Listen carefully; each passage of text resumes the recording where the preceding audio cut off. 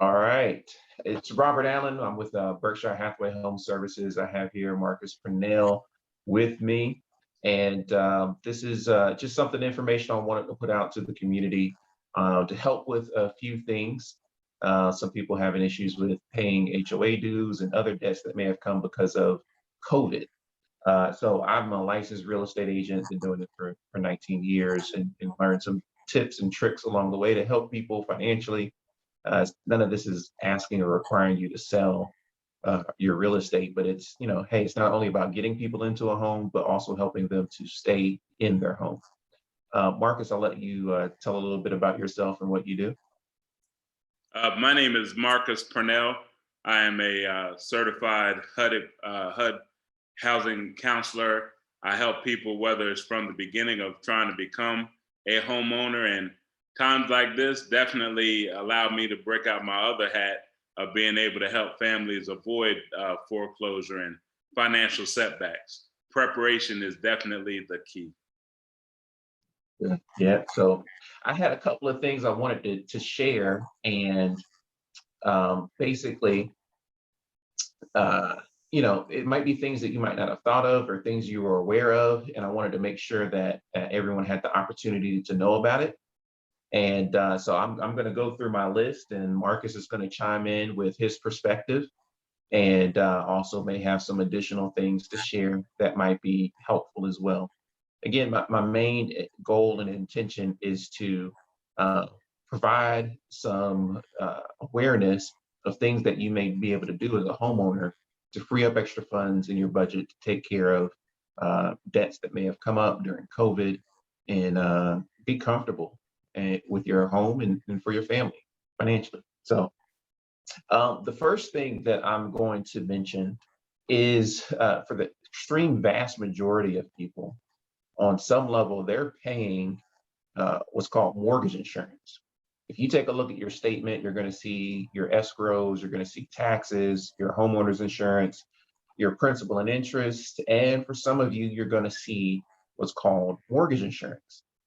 And so there are ways to get rid of it. And I wanted to just mention a couple of that because some of you may qualify to get rid of it and maybe paying an extra $200 a month that you need to get rid of. And then even if you don't qualify to get rid of it, there's some things that you can do as well. So the first is typically if you've owned your home for 6 to 7 years, you should be close to 80% of your original loan, what's called loan to value. You got a loan for a certain percentage of the purchase price. And once you get below 80%, it's supposed to automatically fall off. I know, Marcus, you might have some tips on that, making sure you get rid of the mortgage insurance naturally. Yeah, the biggest thing that I always try and tell a lot of homeowners is that we are in such a technical time where, the internet runs everything, everything's computerized. But surprisingly, Robert, mortgage insurance does not automatically just fall off.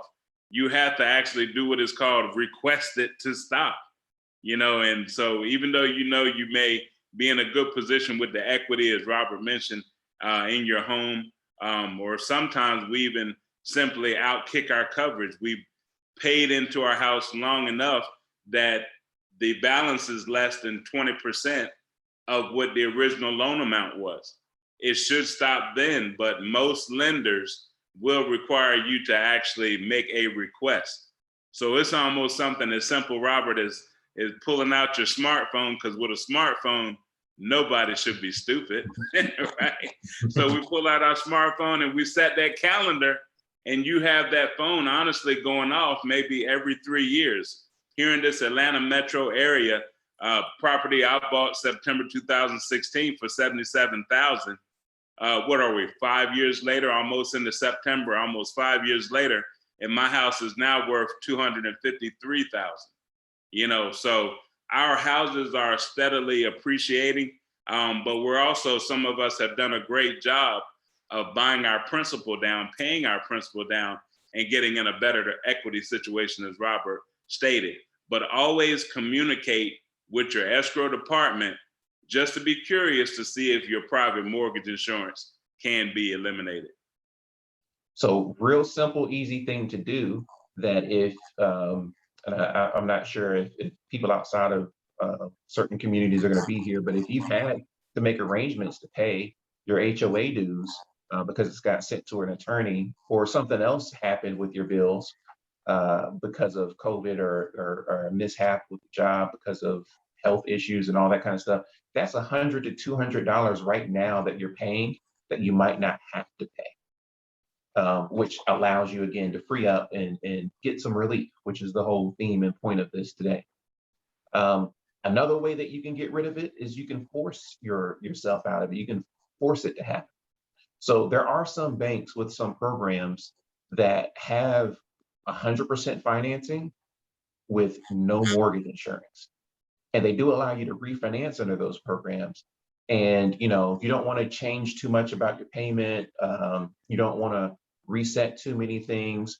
But if you're looking for a quick and simple, easy way to get rid of $100 to $200 in your mortgage each month, you can actually refinance with this bank. It's called Cadence Bank. I use someone called Louisa Robinson.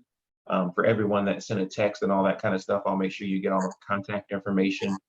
If you did not send a text and you're on here, maybe leave your contact information here.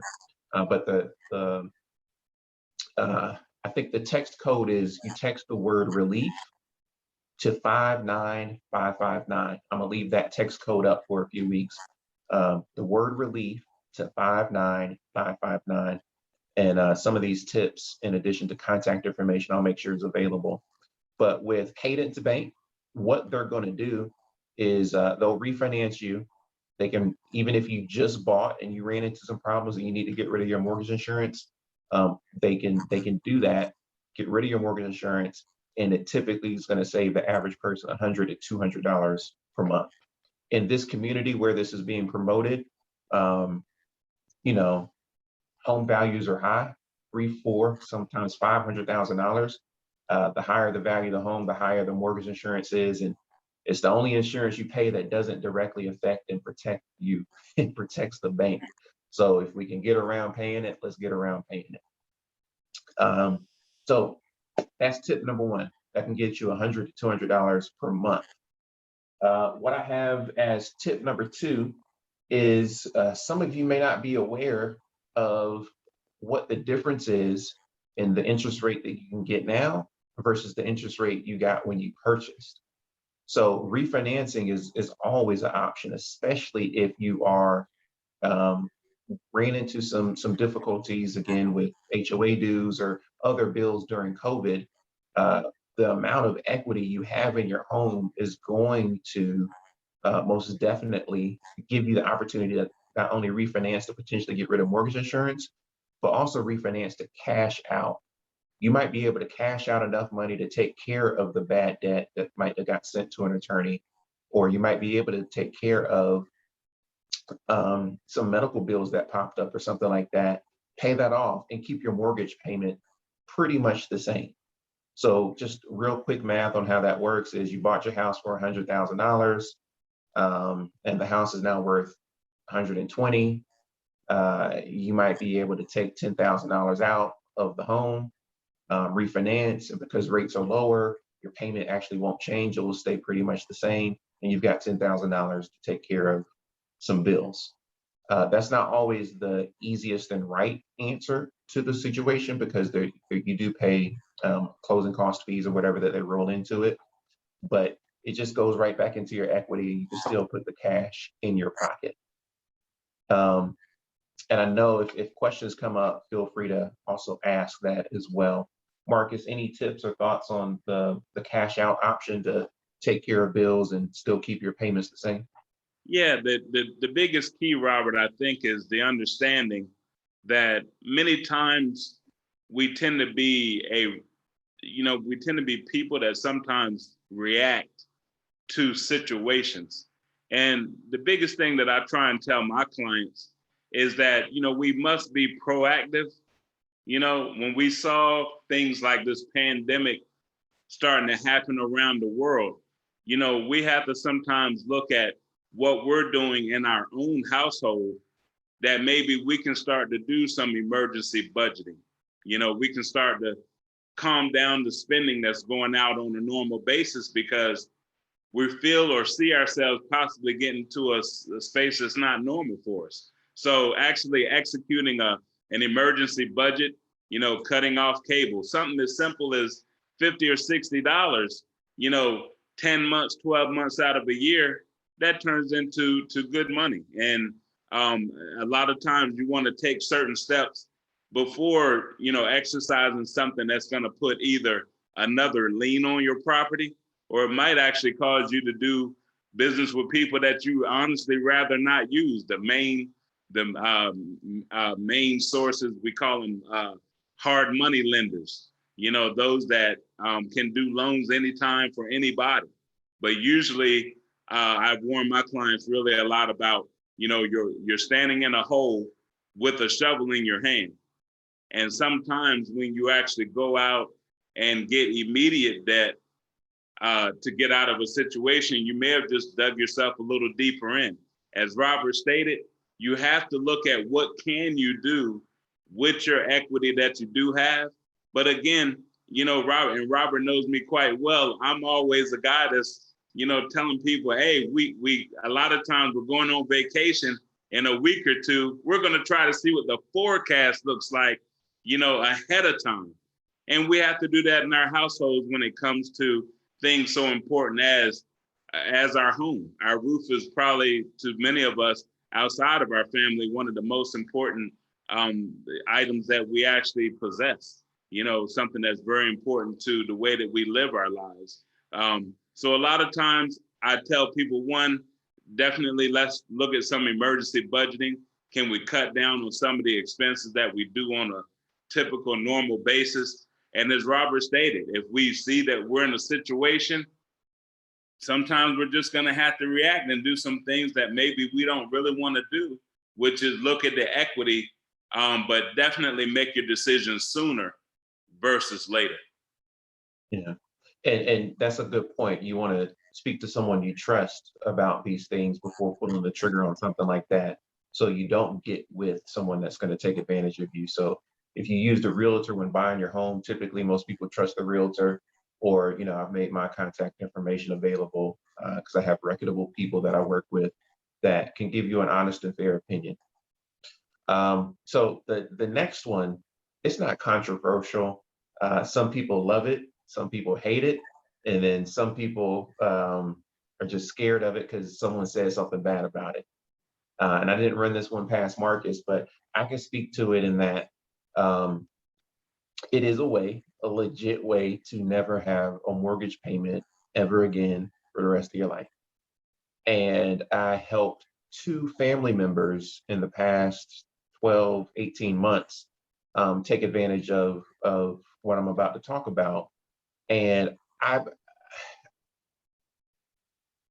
feel a certain way about it. And that is, you're number one responsible for yourself.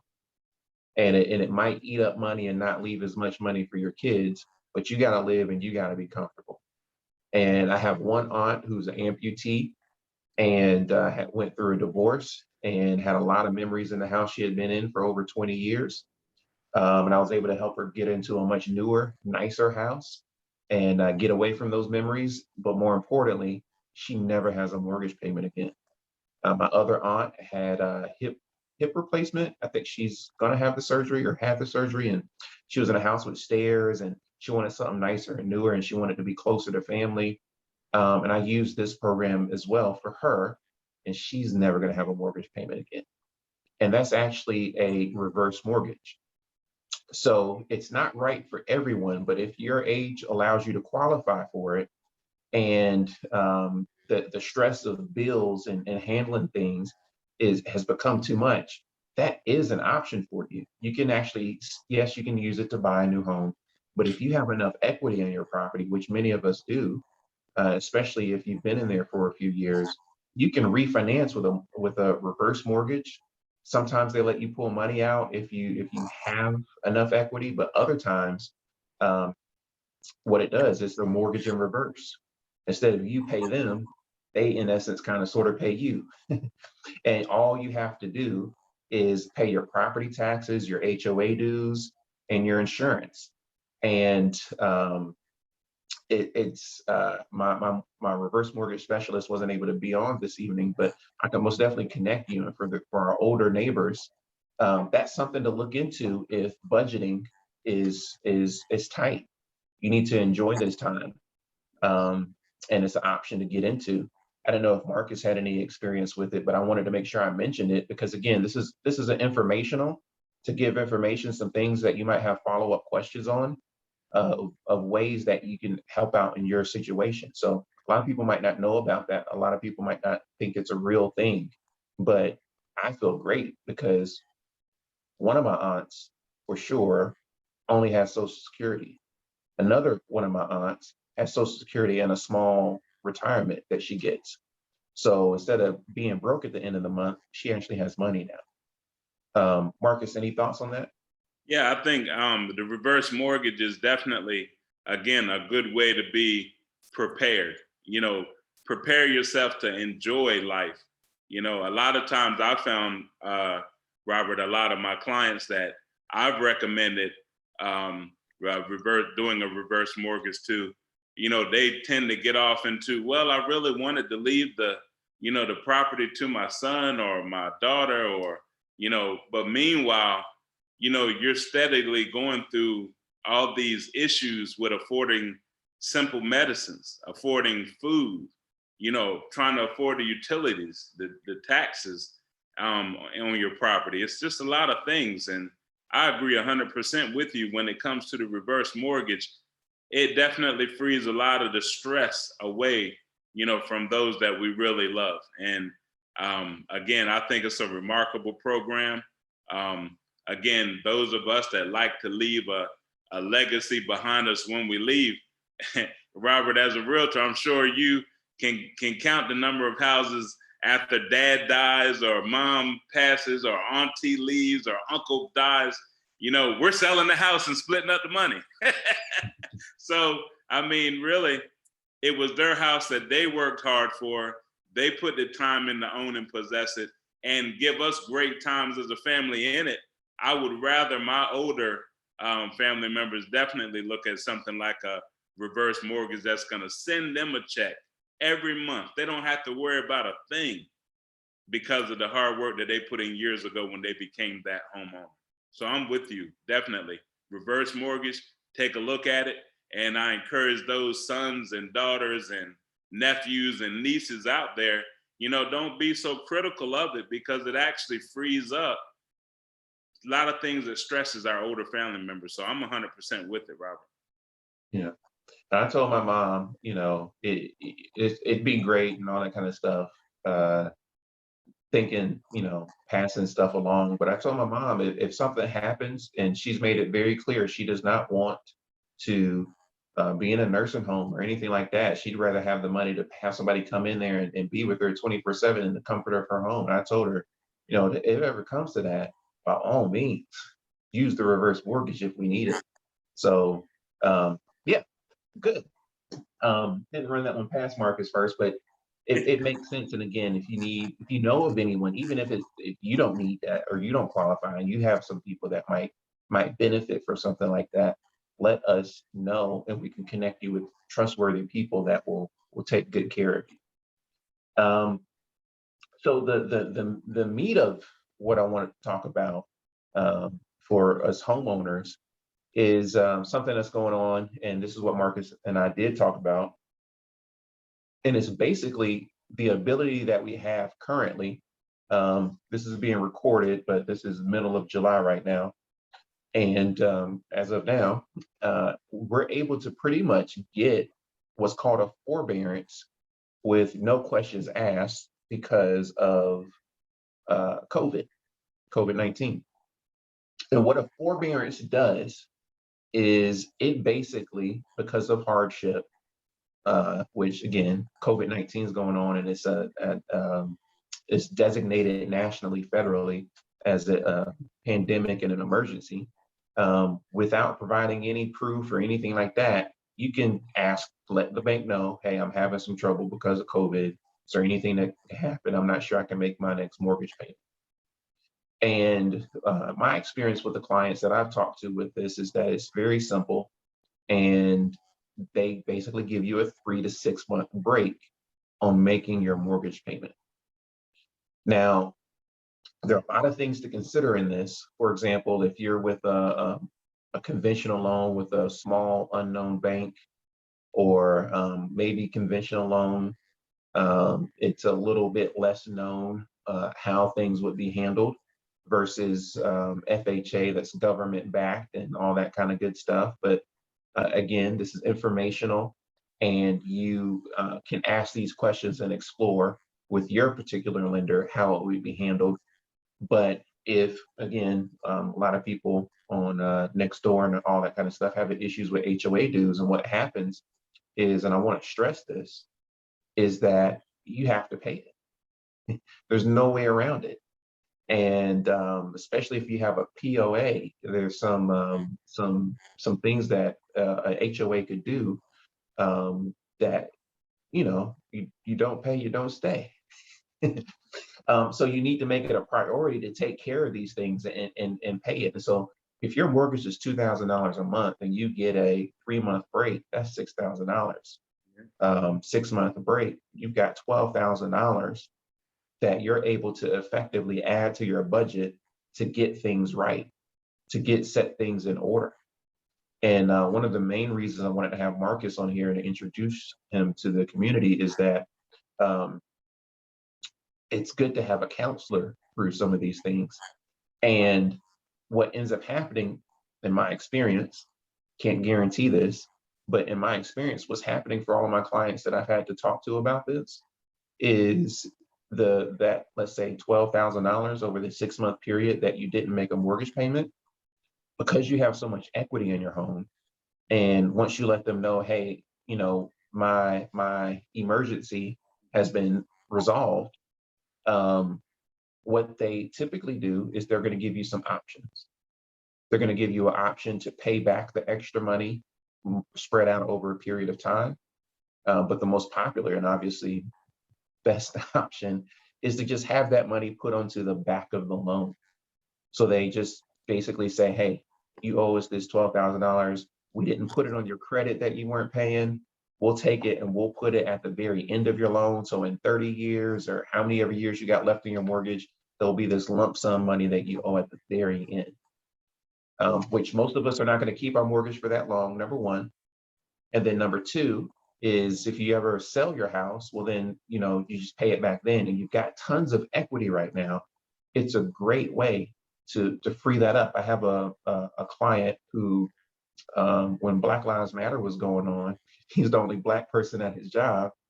He made a stand. He was in charge of their social media, and they told him to take it down.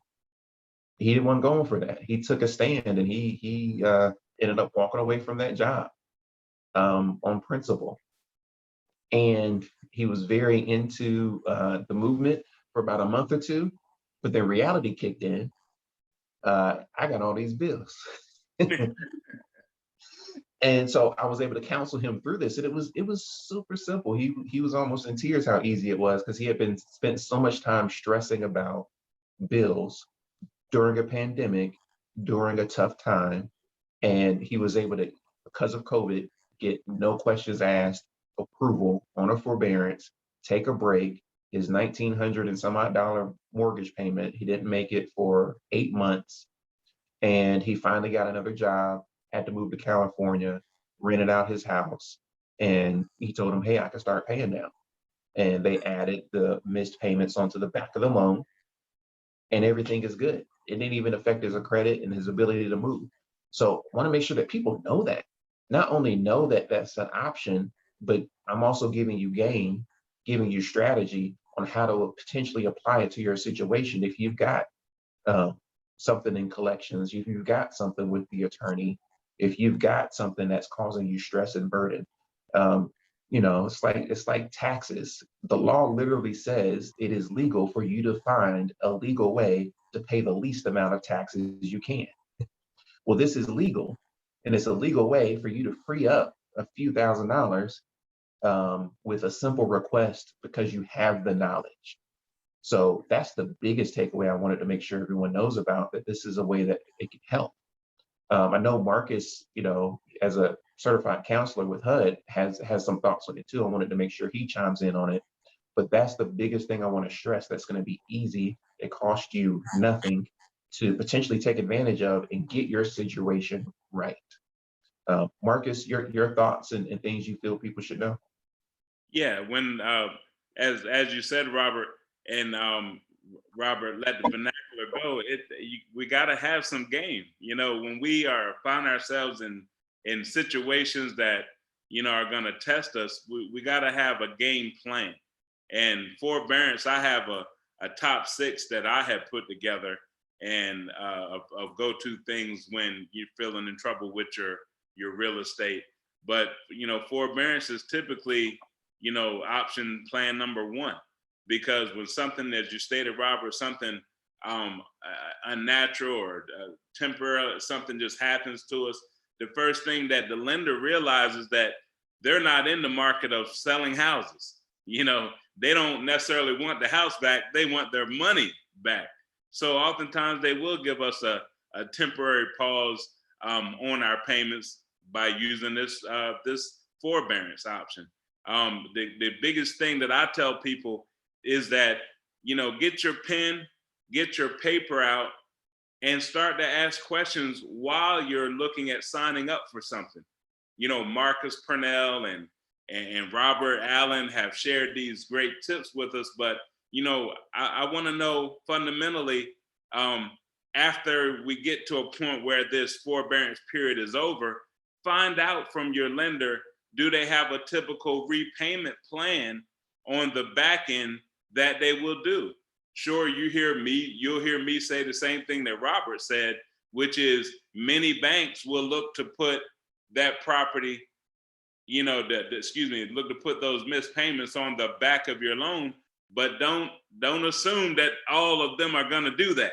Because I'm here to tell you, some banks will say, oh, no, we're not into necessarily doing a recast. What we want to do is take the amount of payments that you missed and divide them up over that 6-month period, a 12-month period. Some may go 18 months, but usually they try and go with maybe 6 or 12 months, divide up the arrears, the number of the amount of payments that you've missed, and then they'll tend to add on that sum of money onto each monthly payment.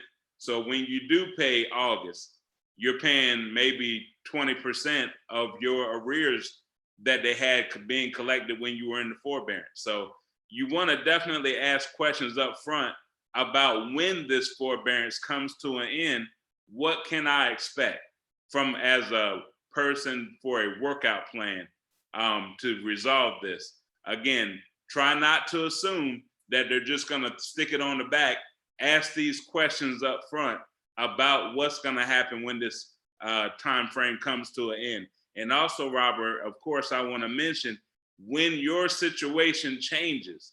I know so many people that did the forbearance last year when they did get reduced hours. March, April, they were reduced. By the time September, October came, they were back up to making money again. But guess what they did, Robert? They stayed on the forbearance, and you're just letting more money accumulate and accumulate. When I share with them, you should be sending 700. Your payment is 14, send 800. Your payment is 1,600, send 1,000.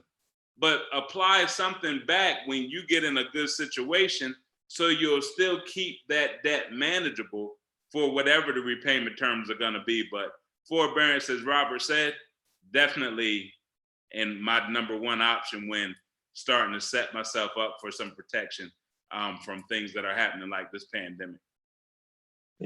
Yes. So again, most people that are not in the real estate industry aren't aware of some of these things that we just talked about, may have never heard of it, or may not have been able to wrap your mind around how can I make it work for my situation. So again, there's some trigger points with HOA dues, but I also understand life happens. And when life happens, you need a way and an opportunity to come out of it better than you went into it, and to be able to manage it.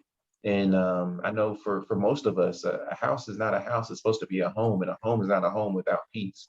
And if you're constantly worrying, stressing, and arguing over money, um, especially if your situation is temporary, especially if it's one particular thing that's nagging at you, here's some opportunity, or here's some choices on things that you can do. So I'll try to add some contact information for my reverse mortgage person, a person who can do 100% financing with no mortgage insurance, a couple of lenders that if you did want to refinance for whatever various reason, that could give you a competitive rate. Um, and obviously the forbearance thing, I'll make sure that I'm available for any questions. I'll make Marcus's information available for questions as well, because this is a community. This is our community. And one of the biggest things that I heard recently that I will share as we end this is that the question I've been asking myself as a realtor, been doing this 19 years and a family in it since the 70s, is Atlanta what LA was 30 years ago? Because I've got a client right now in South Fulton who wants to move back to the greater Los Angeles area.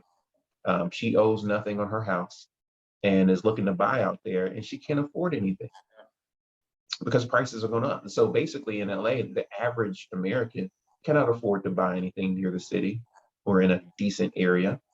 But what's going on is that might be the future for Atlanta as well.